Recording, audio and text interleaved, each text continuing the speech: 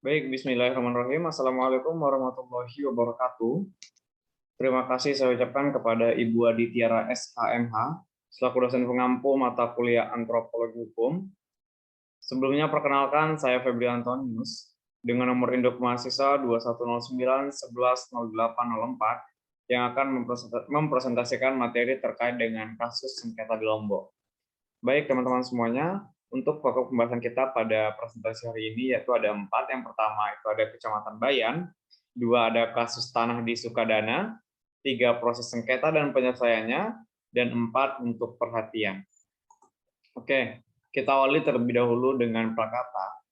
Dengan judul Kasus Sukadana, suatu catatan pengalaman penelitian antropologi hukum mengenai penyelesaian sengketa dan gejala pluralisme hukum.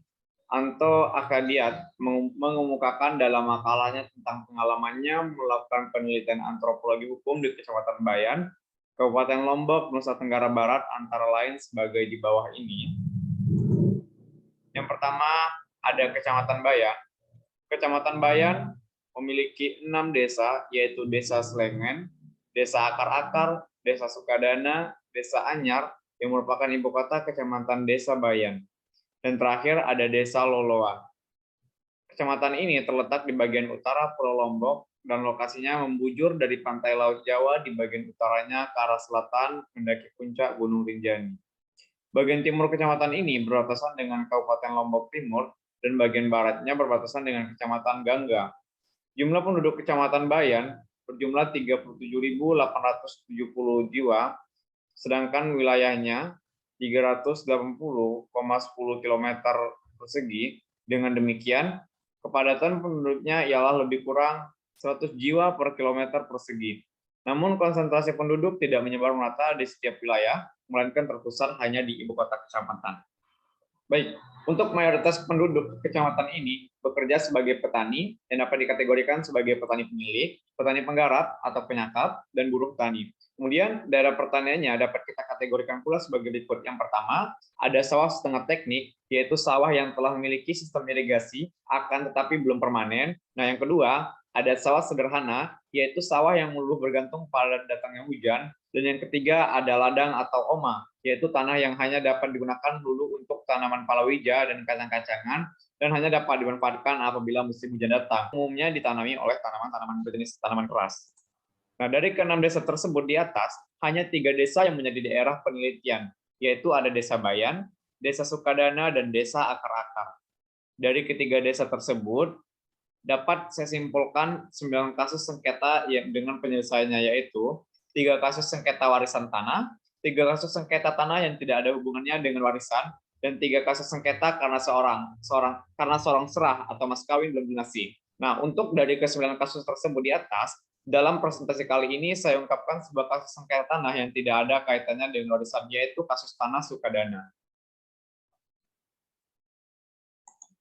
Yang kedua, kita masuk ke dalam pembahasan kasus tanah di Sukadana. Pada tanggal 10 September 1988, datang seorang tua bernama RDS yang diantar oleh keliangannya ke kantor Kecamatan Bayan untuk memenuhi panggilan polisi Pamung Praja Kecamatan Bayan. Yakni dengan tujuan untuk didengar keterangannya sehubungan kasus sengketa tanah antara RDS dengan DRDS. Nah, dalam keterangannya ini menyatakan bahwa RDD telah menyerobot dan menggarap tanah miliknya, bahkan memindah namakan tanah tersebut melalui surat izin menggarap yang dikeluarkan Camat Bayan. RDS merupakan mantan kepala desa Sukadana, sedangkan RDD adalah mantan juru tulis desa Sukadana dan masih kemenakan dari RDS tersebut. Kedua pihak yang bersengketa adalah bangsawan Sasak Bayan yang memiliki kedudukan yang tinggi dalam kehidupan masyarakat Sasak di daerah ini. Awal sengketa bermula dari pembagian tanah negara pada tahun 1970 pada waktu RDS selaku kepala desa Sukadana membagikan tanah negara kepada para perangkat desanya.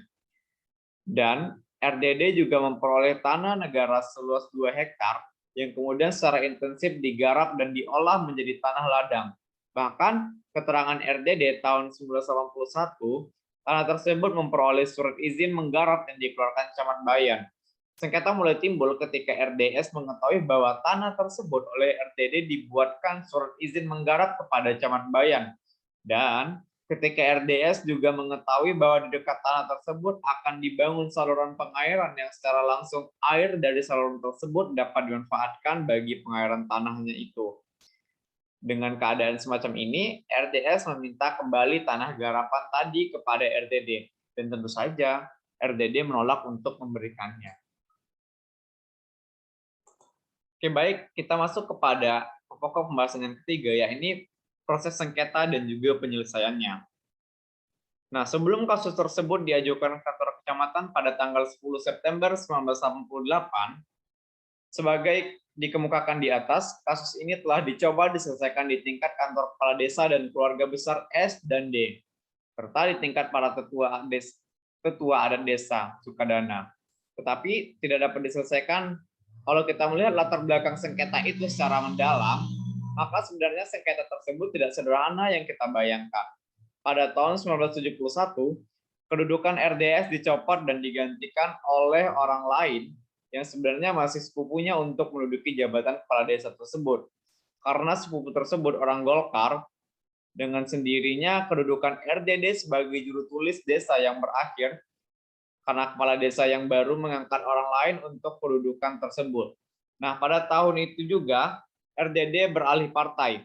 Ia sekarang menjadi pendukung Golkar, bahkan menjadi salah seorang pengurus di tingkat desa.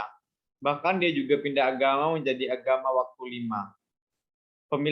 Pemilikan kedudukan yang makin baik ini dimanfaatkan secara maksimal oleh RDD untuk menguasai sejumlah sumber daya yang berharga dan juga terbatas. Sumber daya utama yang paling berharga yaitu pemilikan atas sejumlah tanah atau lahan pertanian. Nah, walaupun kedua orang tersebut di atas masih satu kerabat, akan tetapi muncul berbagai perbedaan yang mendasar. Perbedaan itu diantaranya yang pertama, yakni ada perbedaan anutan agama, yang kedua perbedaan generasi, yang ketiga perbedaan dalam kaitan kekerabatan tingkat desa, dan yang keempat perbedaan dalam pandangan politik RDS. Nah, setelah beberapa sengketa tersebut tadi, kita masuk kepada poin yang keempat, yakni untuk perhatian. Nah, dari pengalaman saya melacak dan mengamati sengketa serta penyelesaian sengketa tersebut, suatu penyelesaian sengketa hanya akan dapat dimengerti apabila kita melihat tidak hanya pada berbagai aturan dan hukum yang resmi saja. Akan tetapi, kita juga harus melihat dan mempelajari berbagai aturan dan hukum yang lain, yang digunakan juga oleh sekalian warga suatu masyarakat dan dijadikan pedoman tindakannya. Nah, aspek-aspek kebudayaan atau mungkin lebih tepat unsur-unsur kebudayaan yang tampaknya amat berpengaruh dan berkaitan dengan hal ini adalah politik, agama, kekerabatan, dan ekonomi. Baik, Ibu dosen beserta teman-teman semuanya, inilah presentasi yang dapat saya tampilkan pada kesempatan kali ini. Lebih dan kurangnya saya mohon dimaafkan. Wassalamualaikum warahmatullahi wabarakatuh.